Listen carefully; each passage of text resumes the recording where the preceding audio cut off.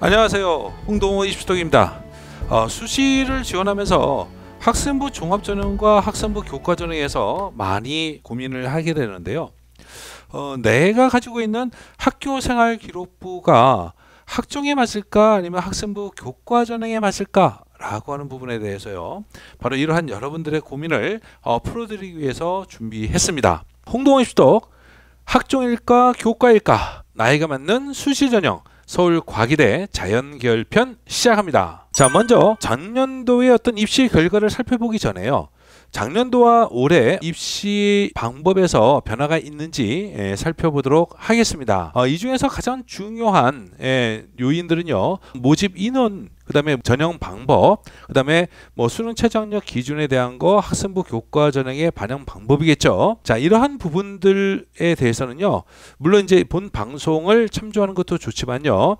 학교에서 발표한 전형 요강을 반드시 꼼꼼히 살펴서 확인을 하기를 바랍니다. 자, 먼저 서울과기대에서는요. 학생부 교과 전형으로 고교 추천 전형, 학생부 종합 전형으로 학교생활 우수자 전형 이렇게 두 가지의 전형이 있는데요. 먼저 고교 추천 전형에서는요. 작년도에 342명 모집해서 올해는 347명으로 5명이 증가했습니다. 자, 이에 비해서 학생부 종합 전형인 학교생활 우수자 전형은 작년도에 268명에서 올해는 323명으로 무려 56명이나 증가했다는 겁니다. 자, 이러한 어떤 인원에 대한 증가라고 하는 거 고교 추천 전형에서는 작년과 그다지 많은 인원의 어떤 변동은 아니기 때문에 사실상 입시에 대한 그 영향이 그렇게 중요하진 않을 수가 있습니다.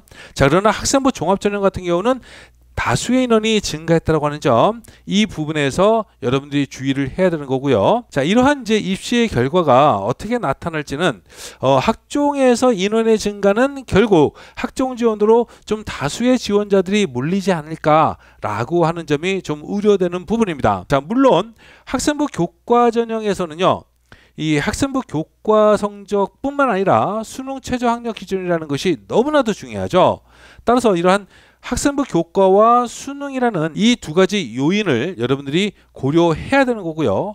학생부 종합전형에서는 학교생활기록부의 기록에 대한 것이고 그 다음이 면접입니다. 따라서 학교생활기록부 기록이 여러분들이 학교생활기록부 기록에 맞는 어떤 그 서울과학기술대에 요구하는 학종전형에 맞는 그러한 그 학교생활기록부인지 여러분들이 꼼꼼히 살펴봐야 되는데요. 자, 이러한 부분 속에서는 이미 앞서 방송한 학교생활기록부 기록 전략을 통해서 여러분들이 좀 참조해 주는 것이 좋겠습니다. 하단에 링크를 걸어놓도록 하겠습니다. 자, 그렇다고 한다면 자, 이러한 이제 부분 속에서 다시 한번 강조하지만 학종의 인원이 다수가 늘어났다고 하는 것은 수험생이 다수 몰릴 수 있다고 하는 점, 따라서 경쟁이 치열해질 수 있다라고 하는 점, 그 부분을 여러분들이 좀 감안을 하고요. 자, 그렇다고 한다면 이제 각각의 모집 단위들은 또한 어떤 변화가 있는지 살펴보도록 하겠습니다. 자, 그러면 이제 전년도 어떤 결과를 통해서 모집 단위별로 학종과 전형 어느 것이 유리한지 여러분들이 판단할 수 있도록 내용을 살펴보도록 하겠습니다. 자, 먼저 공과대학입니다. 공과대학에서는요. 기계시스템 디자인공학과, 기계자동차공학과, 안전공학과, 신소재공학과, 건설시스템공학과, 건축공학, 건축학 전공 이러한 모집 단위들이 있습니다. 먼저 모집 인원에서 보면 고교 추천 전형, 즉 학생부 교과 전형에서는요. 6명이 증가한 작년도 170명 모집에서 올해는 176명 모집으로 6명이 증가했고요. 학생부 종합 전형의 학교생활 우수자 전형은 작년도 133명 모집에서 올해는 158명 모집으로 무려 25명이 증가했다고 하는 겁니다. 자, 이러한 이제 모집 단위들로 살펴보면요. 학종 모집 단위에서는 각 모집 단위별로 2명에서 6명 정도의 어떤 증가, 즉 인원 증가가 있는데요. 이러한 부분들은 사실상 올해의 경쟁률에 영향을 줄 것으로 분석됩니다. 특히 기계시스템 디자인공학과, 기계자동차공학과, 그리고 건축학 전공 같은 경우는요. 상당히 많은 어떤 증가가 있기 때문에 오히려 이제 이 경쟁률에 대한 그 증가, 특히 성적 상위권 학생들의 하향 안정적인 지원에 대한 추세, 이런 부분들을 좀 더 올해는 유의해야 될 상황인 것 같습니다. 자, 다음으로 이제 경쟁률 상에서 보면요, 교과와 학점 모두 그다지 높지 않은 뭐 일반적인 수준이라고 볼 수 있는데요. 그러나 이제 건축학 전공에서 보면요, 상당히 높은 그러한 이제 경쟁률을 보이고 있는데요. 이는 이제 그 서울과기대의 건축학 전공에 대한 어떤 선호도, 이런 것이 반영이 되었다는 점 감안하고요. 충원에서 보면요, 교과 전형에서 매우 많은 충원 인원이 나오고 있습니다. 자, 이러한 것은요, 성적 상위 학생들이 어떤 성적을 기준으로 해서 하향 안정적인 어떤 지원으로 서울과기대를 지원하는 추세가 있다라고 하는 것을 보여주는 것으로 분석되어집니다.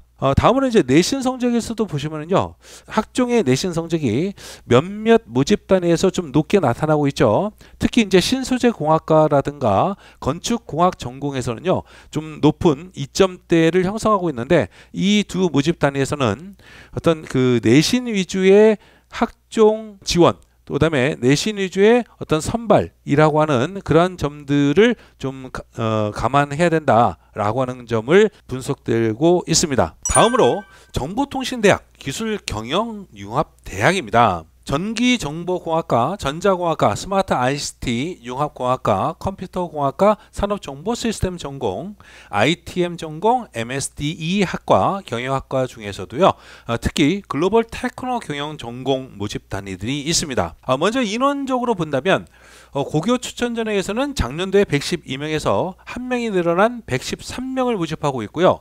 그 1명이 늘어난 모집 단위는요, 스마트 ICT 융합공학과에서 작년도 12명에서 올해는 13명으로 모집을 합니다. 학교생활 우수 전형에서는요, 작년도에 87명에서 올해는 109명으로 무려 22명이 증가했습니다. 대부분의 모집 단위에서 증가가 없는 모집 단위도 있죠. 경영학과 같은 경우에서는 증가가 없지만 대부분의 모집 단위에서 그 7명까지 증가된 모집 단위가 있죠. 특히 전기정보공학과 같은 경우는 작년도 24명에서 올해는 31명으로, 전자공학과 같은 경우는 작년도 14명에서 올해는 19명으로 이렇게 많은 어떤 모집 인원의 증가가 나타나고 있는데요. 자, 이러한 모집 인원의 증가가 나타나고 있다라고 하는 점들은요, 사실상 좀 안정적인 지원을 추구하는 그러한 학생들의 어떤 쏠림, 그 다음에 인원이 많이 늘어났기 때문에 나도 가능성이 있겠지라는 그런 어떤 기대 심리, 이런 부분들이 좀 더 어떤 경쟁률의 증가에 영향을 미칠 것으로 분석되고 있습니다. 자, 경쟁률에서 본다면 뭐 학종이나 교과 그다지 높지는 않아요. 일반적인 수준입니다만, 특히 컴퓨터 공학과 같은 경우는요, 이 학교생활 우수 전형에서요, 작년도가 39대 1에 굉장히 높은 경쟁률을 보였는데요. 2022학년도에는 14.75대 1로 낮은 경쟁률을 보였었고요. 2021학년도에는 25.91대 1의 높은 경쟁률을 보였어요. 그러니까 높았다가 낮았다가 높았다가 하는 그러한 경쟁률의 추세를 보이고 있는데요. 올해는 이러한 추세, 경향이 유지된다고 한다면 좀 더 낮아질 수 있는 그러한 부분들을 예상해 볼 수가 있습니다. 충원률에서 보면 고교 추천 전형에서의 매우 높은 모습을 보이고 있죠. 물론 경영학과는 1명이라서 낮지만 다른 모집 단위에서는 매우 많은 충원 인원이 있었는데요. 자, 이러한 것들은 사실상 성적에서 상위 학생들이 하향 안정적인 지원으로 이제 서울과기대의 이 모집 단위를 선택한 것이다 라고 하는 점, 그러한 추세가 이어질 것으로 생각됩니다. 학종에서는 그다지 이제 높지 않은 편인데요. 이러한 것은 이제 성적 기준으로 소신 지원하는 어떤 경향, 이런 것들을 보여준 것이다 라고 생각해 볼 수가 있고요. 내신 성적 기준으로 본다 하더라도 교과 성적에서도 뭐 1점대가 나오듯이 상당히 높은 성적을 보여주고 있죠. 이러한 부분들은요, 성적 상위권 학생들까지, 1점대 학생들까지 서울과기대에 지원하는 추세가 있다라고 하는 점, 그 부분들을 여러분들이 생각해야 되고요. 학종 전형에서도 본다면 뭐 전기정보공학과 같은 경우에 2.78점, 그 다음에 산업정보시스템 전공 같은 경우는 2.3, 그 다음에 MSD 학과는 2.9로 사실상 학생부 종합전형임에도 불구하고 2점대 높은 성적을 보여주고 있어요. 이러한 모집 단위들은 사실상 성적 위주의 어떤 학종 지원, 그리고 선발이라고 하는 것이 나타나고 있는 게 아니냐라고 분석되고 있습니다. 자, 다음으로 에너지 바이오 대학의 결과입니다. 화공생명공학과, 환경공학과, 식품생명공학과, 정밀화학과, 안경광학과의 모집 단위들이 있습니다. 모집 인원에서 보면은 뭐 고교 추천 전형은 60명에서 오히려 이제 58명으로 2명이 줄었죠. 감소했습니다. 학교생활 우수 전형은 작년도에 48명 모집에서 올해는 57명으로 9명이 증가했습니다. 물론 이제 9명이라는 숫자를 놓고 보면은 그렇게 많은 숫자는 아니지만 모집 단위별로 봤을 때 약 한 2명 정도, 물론 화공생명공학과는 증가하진 않았지만요. 다른 모집 단위들에서는 이제 한 2명, 3명 정도의 적은 수의 어떤 증가가 있습니다. 그래서 어떤 경쟁률이라든가 입시에서의 어떤 결과에 영향을 줄 것이라고는 그렇게 판단되지는 않고요. 다음으로 경쟁률에서 보면요, 교과에서는 그다지 높지 않은 일반적인 수준이다라고 이제 볼 수 있는데요. 특히 이제 학생부 종합전형에서 매우 높은 경쟁률을 보여주고 있죠. 안경광학과를 제외하고요, 상당히 높은 이제 경쟁률을 보여주는데, 특히 화공생명공학과 같은 경우에 있어서는 84.4대 1에 매우 높은 경쟁률을 보여주고 있어요. 이런 만큼 서울과기대에 대한 어떤 선호도라고 하는 것이 상당히 쏠림 현상이 강하다라고 하는 것을 보여주고 있고요. 실제로 내신에서도요, 이 화공생명공학과는 1.73, 정밀화학과는 1.99 정도의 어떤 성적을 보여주는 교과 전형이었고요.